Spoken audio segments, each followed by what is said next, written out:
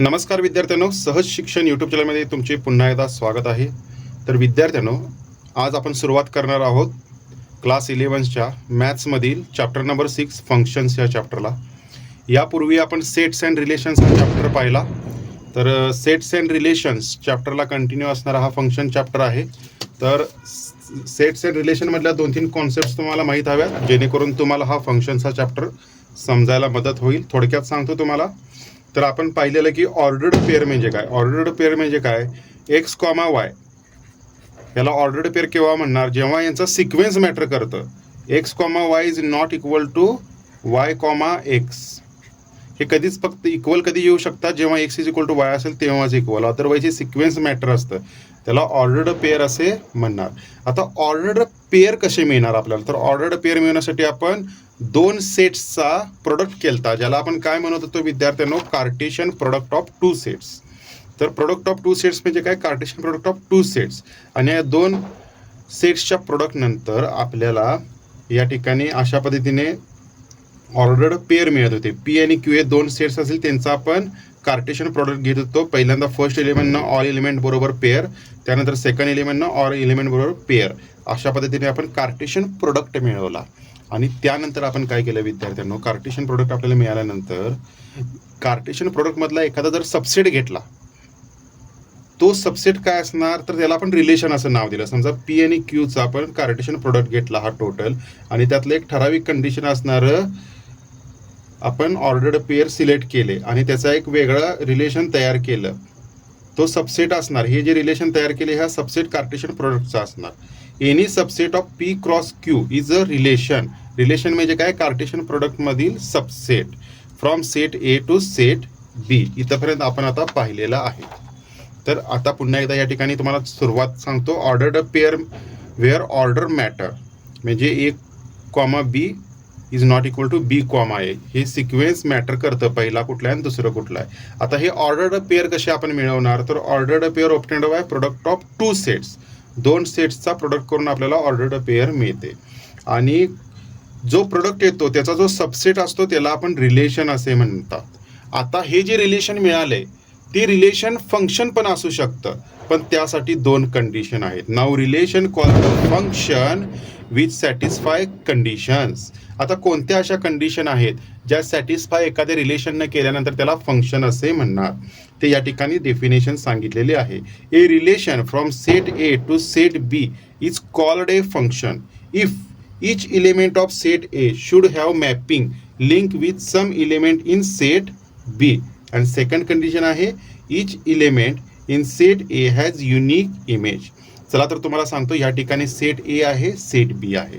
तर पहिले काय म्हणतोय, ए मधले सर्व इलेमेंट हे मॅप पाहिजेच, म्हणजे ए मधून जाणारा ॲरो हा पाहिजेच, म्हणजे सर्व इलेमेंट मॅप पाहिजेच. आणि दुसरी कंडिशन आहे की जे इकडे जाणार आहेत हॅज युनिक इमेज, म्हणजे समजा ए मधला एक्स इलेमेंटची इमेज या ठिकाणी काय येते 1, वाय इलेमेंटची इमेज काय येते 2, झेड इलेमेंटची इमेज काय येते 3. ही युनिक इमेज पाहिजे, म्हणजे एक्सची 1च पाहिजे. एक्सची 1 पण येते आणि प्लस तुम्ही जर म्हटला 2 पण येते, तर त्याला आपण फंक्शन म्हणणार नाही, ते फंक्शनच्या डेफिनेशनमध्ये येणार नाही, असं या ठिकाणी आहे. म्हणजे ए मधल्या सर्व इलेमेंटचं मॅपिंग हवे, ए मधून बाहेर जाणारी ॲरो हा हवाच त्या ठिकाणी, प्लस त्याची एकच इमेज हवी, म्हणजे एकच ॲरो ए सेटमधून गेलेला हवा, असं या ठिकाणी फंक्शनची डेफिनेशन आहे. तर त्याला आपण फंक्शन असे म्हणणार, म्हणजे त्या रिलेशनला आपण फंक्शन असे म्हणणार. या ठिकाणी लिहिले set B only 1 image, only once linked. चला तर पुढचं पाहूया. आता हे फंक्शन आहे का नाही ते सांगा. या ठिकाणी तुम्हाला ॲरो रिप्रेझेंटेशन सांगितलंय सुरुवातीला, जेणेकरून तुम्हाला समजायला सोपं जाईल आणि तेच तुम्ही ऑर्डर्ड पेअरमध्ये पण मांडू शकता. आता हे ऑर्डर्ड पेअर कसं मांडणार, ए कॉमा 1 अशा पद्धतीने तुम्ही मॅपिंग केले त्यानुसार मांडू शकता. बी कॉमा 2, त्यानंतर सी कॉमा 2, त्यानंतर सी कॉमा 3, डी काय दिलेलंच नाही आहे. मग आता या ठिकाणी ए बी सी डी, पहिली कंडिशन काय आहे, ए सेटमधील सर्व इलेमेंट मॅप पाहिजेत बी मध्ये. तर आहेत का मॅप, ए आहे, बी आहे, सी आहे, पण डी नाही आहे, त्यामुळे हे फंक्शन नसणार आहे. आणि दुसरी गोष्ट काय, सी इलेमेंटच्या 2 इमेज निर्माण होत आहेत, 2 पण होत आहे आणि 3 पण होत आहे, तसं नाही चालणार, एकच इमेज तयार व्हायला पाहिजे. त्यामुळे हे 2 कंडिशनमुळे हे फंक्शन नाही आहे. आता तिसरं पाहूया उदाहरण. पी क्यू आर एस दिलंय, 1 2 3 4 दिलंय. पी ला 1 आहे एक इमेज, क्यू ला 5 आहे एकच इमेज आहे, ठीक आहे. आर ला 2 आहे एकच इमेज आहे, एस ला पण 3 आहे. म्हणजे युनिक इमेज निर्माण करतात. आणि ए मधील सर्व एलिमेंट मॅप आहेत का? आहेत. P Q R S all element map आहेत, म्हणजे हे फंक्शन आहे. आणि कंडिशन 1 2 दोन्ही पण सॅटिस्फाय करतात. तर हे झालं ॲरो रिप्रेझेंटेशन. आता पाहूया ऑर्डर्ड पेअरमध्ये दिलेला असेल तर तुम्ही कशा पद्धतीने ते समजून घेऊ शकता. Determine if following is a function or not. तर फंक्शन असण्यासाठी काय, सेट ए मधील म्हणजे पहिलं जे असतं सेट ए त्याच्यामधील सर्व एलिमेंट मॅप पाहिजेत बी मध्ये, आणि त्याची एकच इमेज निर्माण झाली पाहिजे. 2 आउटपुट एकाच वेळेस निर्माण होता कामा नाहीत. तर 1 आता या ठिकाणी रिलेशन काय दिले, 1 2 2 3 2 2 अँड 2 3. तर हे बघा 1चं काय झालं, 2 तयार होते. 1ची ऑर्डर पेअर 2 झालेले आहे, म्हणजे 1ची इमेज 2 आहे, 2ची पण इमेज 2 आहे आणि 3ची पण इमेज 2 आहे. या ठिकाणी आपण ॲरो डायग्रामने दाखवले. तर हे फंक्शन आहे का विद्यार्थ्यांनो? तर पहिली कंडिशन आहे एचे सर्व एलिमेंट मॅप आहेत का, 1 2 3 आहे. बर, प्रत्येक एलिमेंटची युनिक इमेज निर्माण होते का? 1ची काय होते, 2 होते एकच इमेज निर्माण होते. असं नाही की 1ची 2 पण होते आणि 1ची काय तर समथिंग इथं आहे 1 पण होते, असं नाही आहे. फक्त 2च होते. 2ची काय होते, 2ची पण 2 होते, 3ची पण 2 होते. तर या ठिकाणी तिन्हीची पण एक युनिक इमेज निर्माण होते. एका वेळेस असे 2-3 इमेज निर्माण होत नाहीत, फक्त युनिक इमेज सिंगल इमेज निर्माण होते. त्यामुळे हे पण फंक्शन आहे. पुढचं उदाहरण घेऊया. Whether function or not 1 1 2 3 1 5. 1चं कोणावर मॅपिंग केलंय, 1 बरोबरच केलंय. परत 2चं कोणाबरोबर केलंय, 3 बरोबर केलंय. काही प्रॉब्लेम नाहीये, वेगवेगळं आहे. पुन्हा 1चं 5 बरोबर केलंय, म्हणजे 1चं या ठिकाणी ॲरो रिप्रेझेंटेशन बघा, 1चं 1 बरोबर पण मॅपिंग आहे, 5 बरोबर मॅपिंग आहे. ऑल एलिमेंट मॅप आहेत का? आहेत. पण सेकंड कंडिशन काय आहे, युनिकली मॅच सिंगली मॅचड पाहिजेत. 1चं बघा, 1चं 5ला पण मॅपिंग आहे, 1ला पण मॅपिंग आहे. त्यामुळे हे फंक्शन नाही. 1 हॅज 2 इमेजेस आहेत. आता फंक्शनची आणखीन एक डेफिनेशन काय आहे, फंक्शन म्हणजे काय, एखाद्या मशीन वाणी आहे, ज्या ठिकाणी एक इनपुट आपण एक्स देतो, त्याच्यावर प्रक्रिया होते आणि output Y is equal to F of X निर्माण होते. त्याच वेळेस तुम्हाला सांगितलं मगाशी की त्याच्या 2 इमेज निर्माण व्हायला नको पाहिजे. समजा एखाद्या मशीनमध्ये तुम्ही काहीतरी इनपुट दिलंय आणि दरवेळी वेगवेगळं आउटपुट निर्माण होते, एकदा हे होते, एकदा दुसरंच काहीतरी आउटपुट तयार होते, तर त्याला आपण मशीन म्हणणार का? नाही. ज्या पद्धतीने आपण त्याला मशीन म्हणत नाही त्यावेळेस, त्या पद्धतीने ह्याला आपण फंक्शन पण म्हणणार नाही. जर तुम्ही एखाद्या मशीनला, ते मशीनच ठराविक गोष्टीसाठी तयार झालेलं असते. समजा एखादा साचा असेल तर साच्यामध्ये ठराविक आकृतीच निर्माण होत असते. मग त्या साच्यामध्ये वेगवेगळ्या आकृती निर्माण होत नाही, त्यासाठी वेगळा साचा म्हणजे वेगळं फंक्शन वापरावं लागेल. अशा पद्धतीने फंक्शनचं काम आहे. आता जेव्हा एखादं फंक्शन आपल्याला माहित असते की ते फंक्शन आहे, तर त्याचं विचारलं जाऊ शकतं की त्याचं डोमेन, को डोमेन आणि range of a function find करा. मागील चॅप्टरमध्येही आपण पाहिलेलं आहे. आता मी तुम्हाला पुन्हा एकदा सांगणार आहे की फंक्शनशी रिलेटेड डोमेन, को डोमेन आणि रेंज काय असते. समजा या ठिकाणी फंक्शन दिलंय सेट ए आणि सेट बी, आणि ते कंडिशन सर्व सॅटिस्फाय असणार. ज्यावरती फंक्शन दिलेलं आहे त्यावरती सर्व फंक्शनच्या कंडिशन सॅटिस्फाय असणार. आणि या पद्धतीने असं मॅपिंग आलेलं आहे. एचे सर्व एलिमेंट बी मध्ये मॅप करण्यात आलेले आहेत आणि बी मध्ये एक एक्स्ट्रा एलिमेंट 5 आहे जो की मॅप नाही, पण ठीक आहे, त्याला फंक्शन आपण म्हणणार, कारण की एचे फक्त मॅपिंग असायला हवे आणि एचे फक्त युनिकली म्हणजे एकच मॅपिंग असायला हवे आणि ते आहे. तर ह्या ठिकाणी डोमेन काय म्हणणार, सेट ए जो असतो त्याला आपण डोमेन असे म्हणणार. ए बी सी डी याला डोमेन म्हणणार. सेट बी जो असतो पूर्ण सेट त्याला आपण को डोमेन म्हणणार.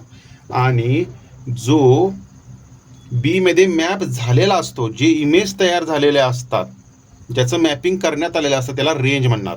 आता 5 कोणावर मॅप झाले आहे का, एच्या कुठल्या एलिमेंट बरोबर नाहीये, त्यामुळे ते रेंजमध्ये येणार नाही. मात्र उर्वरित जे आउटपुट तयार झाले, इनपुट आउटपुटमध्ये कसं, ए घातलं की 1 येते, बी घातलं की 2 येते, सी घातलं की डी येते, सी घातलं की 3 येते, डी घातलं की 4 येते. आता हे जे आउटपुट आहे, हे आउटपुटलाच आपण रेंज असे म्हणतो. जे आउटपुट येणार आहे त्याला आपण रेंज असे म्हणतो. आणि को डोमेन म्हणजे possibilities of output, but range is a actual output. तर रेंज म्हणजे काय, जे ॲक्च्युअल मॅप झालेलं आहे त्याला आपण रेंज असे म्हणणार. आणि पूर्ण विदाउट मॅपिंग पण असणारं बी मधला, बी सेटमधील जे एलिमेंट आहे त्याला आपण को डोमेन म्हणणार.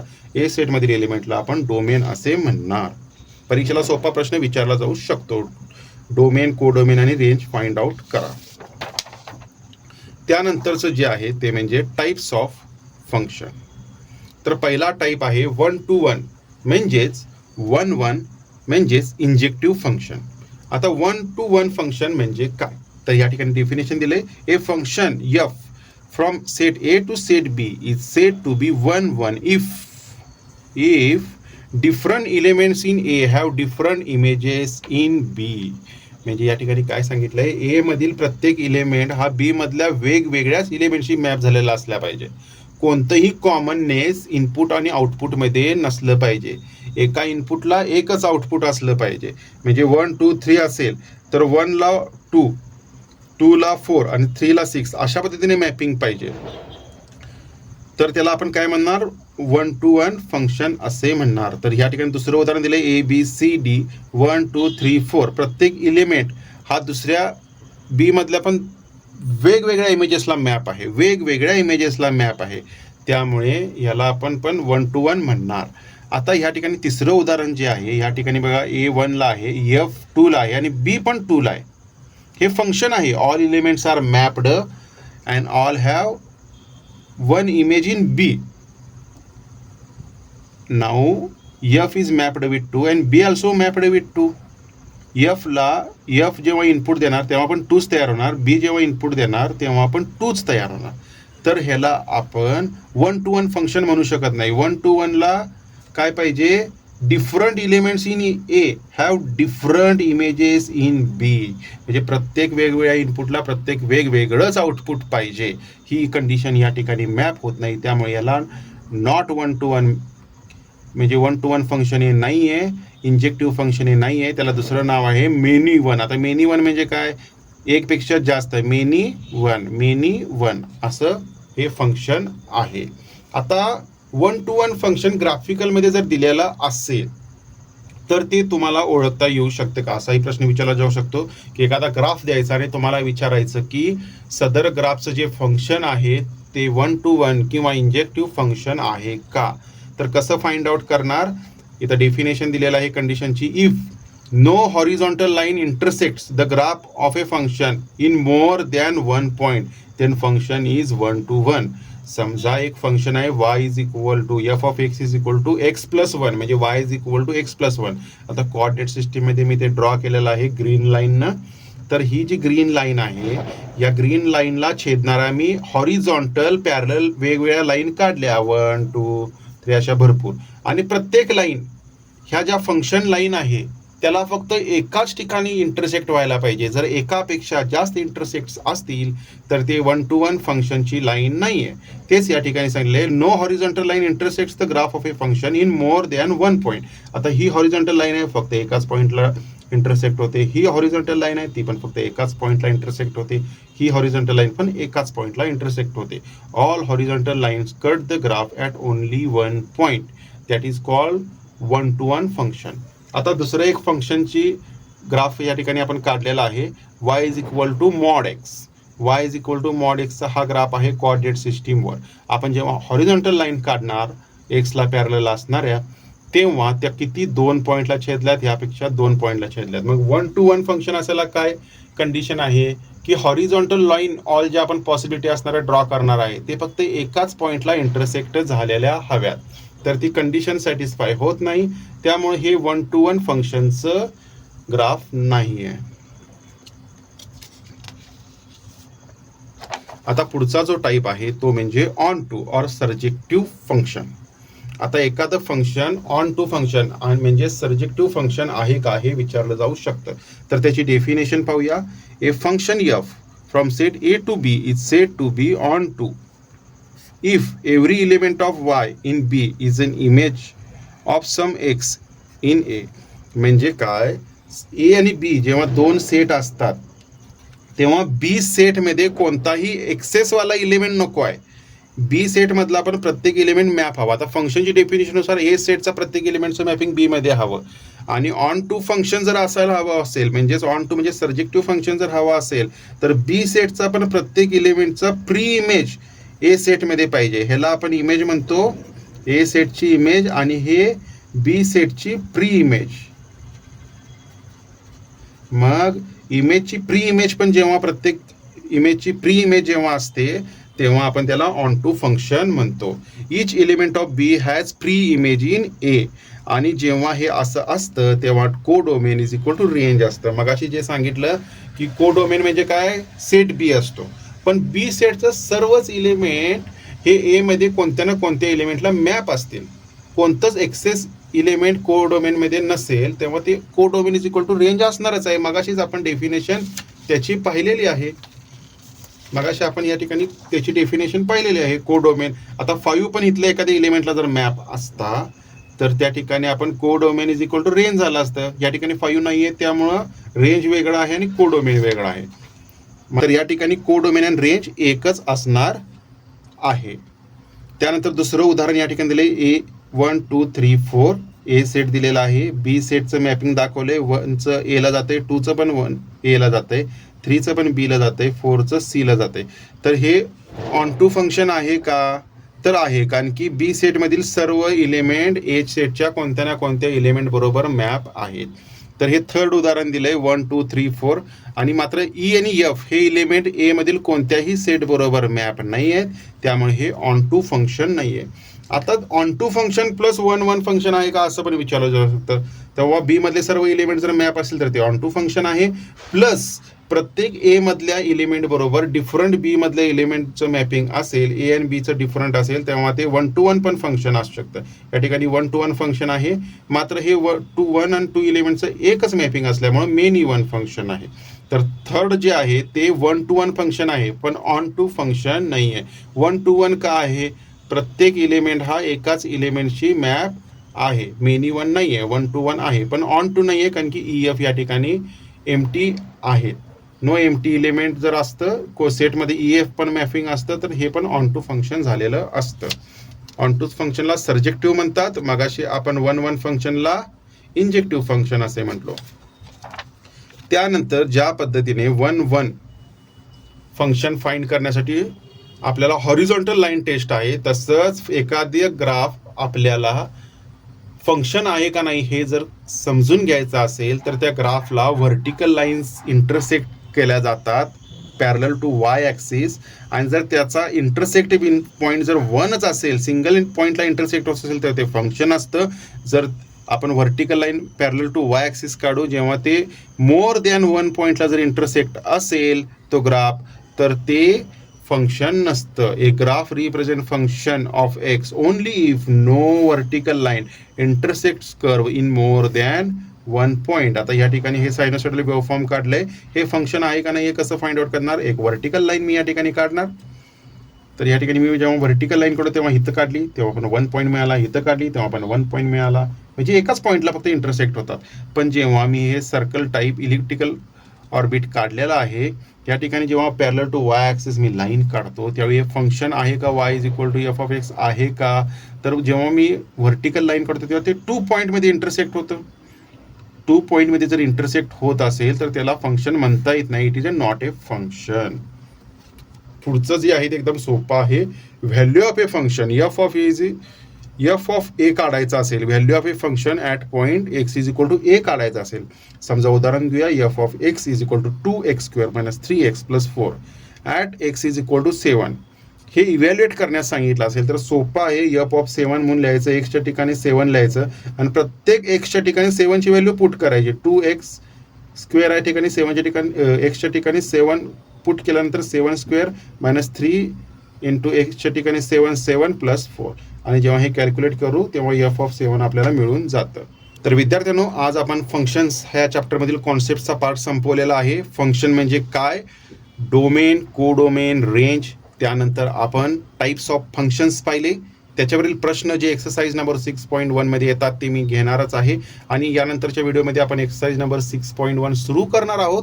त्याच्यामधील जे पुढील प्रश्न आहेत त्यावेळी जी कॉन्सेप्ट तुम्हाला शिकवणं गरजेचं वाटेल त्या प्रश्नांच्या सोबतच तुम्हाला त्या कॉन्सेप्ट, त्याचे फॉर्म्युले हे डिटेलमध्ये मी तुम्हाला समजून सांगणार आहे, जेणेकरून तुम्हाला एक्झाममध्ये कोणतीही अडचण येणार नाही. विद्यार्थ्यांनो हा व्हिडिओ पाहिल्याबद्दल धन्यवाद. हा व्हिडिओ जर तुम्हाला आवडला असेल तर नक्की लाईक करा, कॉमेंट करा, तुमच्या मित्रांबरोबर शेअर करा. व्हिडिओ पाहिल्याबद्दल विद्यार्थ्यांनो धन्यवाद. पाहत रहा सहज शिक्षण.